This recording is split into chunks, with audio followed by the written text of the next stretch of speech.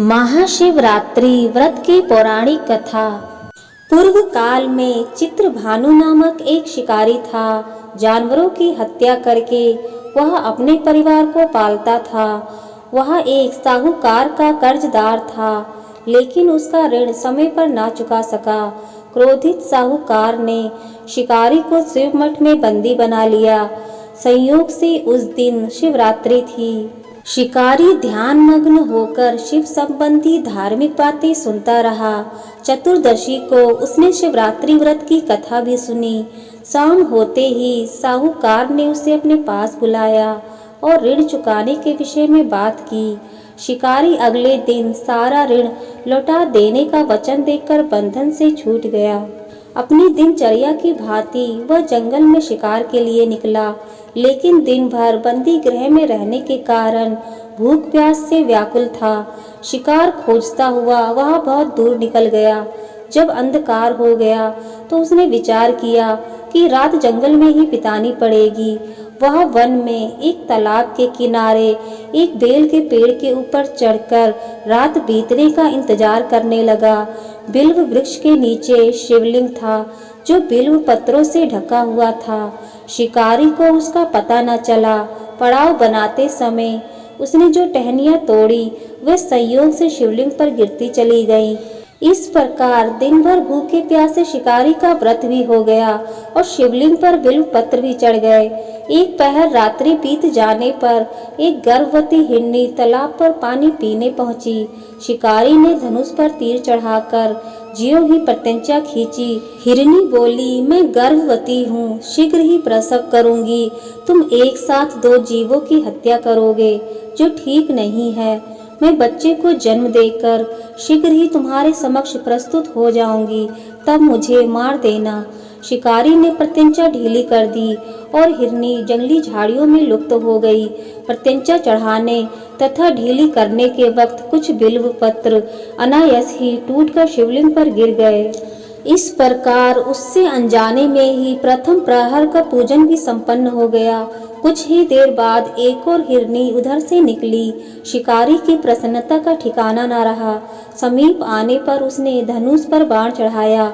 तब उसे देख हिरनी ने भी नम्रता पूर्वक निवेदन किया, हे शिकारी, मैं थोड़ी देर पहले ऋतु से निर्वित हुई हूँ। काम आतुर वीर हिरनी हूँ। अपने प्रिय की खोज में भटक रही हूँ। मैं अपने पति से मिलकर शीघ्र ही तुम्हारे पास आ जाऊंगी। शिकारी ने उसे भी जाने दिया। 2 बार शिकार को खोकर उसका माथा ठनका। वह चिंता में पड़ गया। रात्रि का आखिरी पहर बीत रहा था।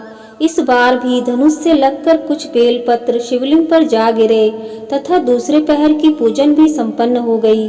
तभी एक अन्य हिरनी अपने बच्चों के साथ उधर से निकली। शिकारी के लिए यह स्वर्णिम अवसर था। उसने धनुष पर तीर चढ़ाने में देर नहीं लगाई। वह तीर छोड़ने ही वाला था कि हिरनी बोली, हे शिकारी, मैं इन बच्चों को इनके पिता के हवाले करके लौट आऊंगी। इस समय मुझे मत मारो। शिकारी हंसा और बोला, सामने आए शिकार को छोड़ दूं? मैं ऐसा मूर्ख नहीं। इससे पहले मैं 2 बार अपना शिकार खो चुका हूँ। मेरे बच्चे भूख प्यास से व्यग्र हो रहे होंगे। उत्तर में हिरनी ने फिर कहा, जैसे तुम्हें अपने बच्चों की ममता सता रही है, ठीक वैसे ही मुझे भी। हे शिकारी, मेरा विश्वास करो।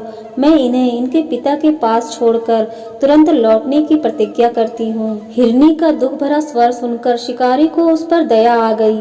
उसने उस मृगी को भी जाने दिया। शिकार के अभाव में तथा भूख प्यास से व्याकुल शिकारी अनजाने में ही बेल वृक्ष पर बैठा बेलपत्र तोड़ तोड़ कर नीचे फेंकता जा रहा था। भोर होने को हुई तो एक हष्ट पुष्ट मृग उसी रास्ते पर आया। शिकारी ने सोच लिया कि इसका शिकार वो अवश्य करेगा। शिकारी की तनी प्रत्यंचा देखकर मृग विनीत स्वर में बोला, हे शिकारी, यदि तुमने मुझसे पूर्व आने वाले 3 मृगियों तथा छोटे छोटे बच्चों को मार डाला है, तो मुझे भी मारने में विलंब ना करो, ताकि मुझे उनके वियोग में एक क्षण भी दुख ना सहना पड़े। मैं उन हिरनियों का पति हूँ। यदि तुमने उन्हें जीवन दान दिया है तो मुझे भी कुछ क्षण का जीवन देने की कृपा करो। मैं उनसे मिलकर तुम्हारे समक्ष उपस्थित हो जाऊंगा। मृग की बात सुनते ही शिकारी के सामने पूरी रात का घटना चक्र घूम गया। उसने सारी कथा मृग को सुना दी। तब मृग ने कहा, मेरी तीनों पत्नियां जिस प्रकार प्रतिज्ञाबद्ध होकर गई हैं, मेरी मृत्यु से अपने धर्म का पालन नहीं कर पाएंगी। अतः जैसे तुमने उन्हें विश्वास पात्र मानकर छोड़ा है, वैसे ही मुझे भी जाने दो। मैं उन सबके साथ तुम्हारे सामने शीघ्र ही उपस्थित होता हूँ। शिकारी ने उसे भी जाने दिया। इस प्रकार सुबह हो गई। उपवास, रात्रि जागरण तथा शिवलिंग पर बेलपत्र चढ़ने से अनजाने में ही शिवरात्रि की पूजा पूर्ण हो गई। पर अनजाने में ही की हुई पूजन का परिणाम उसे तत्काल मिला। शिकारी का हिंसक हृदय निर्मल हो गया। उसमें भगवत शक्ति का वास हो गया। थोड़ी ही देर बाद वह मृग सपरिवार शिकारी के समक्ष उपस्थित हो गया ताकि वह उनका शिकार कर सके। किंतु जंगली पशुओं की ऐसी सत्यता, सात्विकता एवं सामूहिक प्रेम भावना देखकर शिकारी को गलानी हुई। उसने मृग परिवार को जीवन दान दे दिया। अनजाने में शिवरात्रि के व्रत का पालन करने पर शिकारी को मोक्ष की प्राप्ति हुई। जब मृत्यु काल में यमदूत उसके जीव को ले जाने आए तो शिव गणों ने उन्हें वापस भेज दिया तथा शिकारी को शिवलोक ले गए। शिवजी की कृपा से ही अपने इस जन्म में राजा चित्रभानु अपने पिछले जन्म को याद रख पाए तथा महाशिवरात्रि के महत्व को जानकर उसका अगले जन्म में भी पालन कर पाए। शिव कथा का संदेश। शिकारी की कथा अनुसार महादेव तो अनजाने में किए गए व्रत का भी फल दे देते हैं, पर वास्तव में महादेव शिकारी की दया भाव से प्रसन्न हुए। अपने परिवार के कष्ट का ध्यान होते हुए भी शिकारी ने मृग परिवार को जाने दिया। यह करुणा ही वस्तुत उस शिकारी को उन पंडित एवं पुजारियों से उत्कृष्ट बना देती है जो कि सिर्फ रात्रि जागरण, उपवास एवं दूध, दही, बेलपत्र आदि द्वारा शिव को प्रसन्न कर लेना चाहते हैं। इस कथा में सबसे महत्वपूर्ण बात यह है कि इस कथा में अनजाने में हुए पूजन पर विशेष बल दिया गया है। इसका अर्थ यह नहीं है कि शिव किसी भी प्रकार से किए गए पूजन को स्वीकार कर लेते हैं अथवा भोलेनाथ जाने या अनजाने में हुए पूजन में भेद नहीं कर सकते हैं। वास्तव में वह शिकारी शिव पूजन नहीं कर रहा था। इसका अर्थ यह भी हुआ कि वह किसी तरह के किसी फल की कामना भी नहीं कर रहा था। उसने मृग परिवार को समय एवं जीवन दान दिया जो कि शिव पूजन के समान है। शिव का अर्थ ही कल्याण होता है। उन प्राणियों का कल्याण करने के कारण ही वह शिव तत्व को जान पाया तथा उसे शिवजी के दर्शन हुए। परोपकार करने के लिए महाशिवरात्रि का दिवस होना भी आवश्यक नहीं है। पुराण में 4 प्रकार के शिवरात्रि पूजन का वर्णन है। मासिक शिवरात्रि, प्रथम आदि शिवरात्रि तथा महाशिवरात्रि।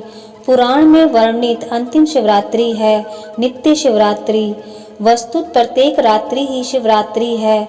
अगर हम उन परम कल्याणकारी आशुतोष भगवान में स्वयं को लीन कर दें तथा कल्याण मार्ग का अनुसरण करें, वही शिवरात्रि का सच्चा व्रत है। जय भोलेनाथ।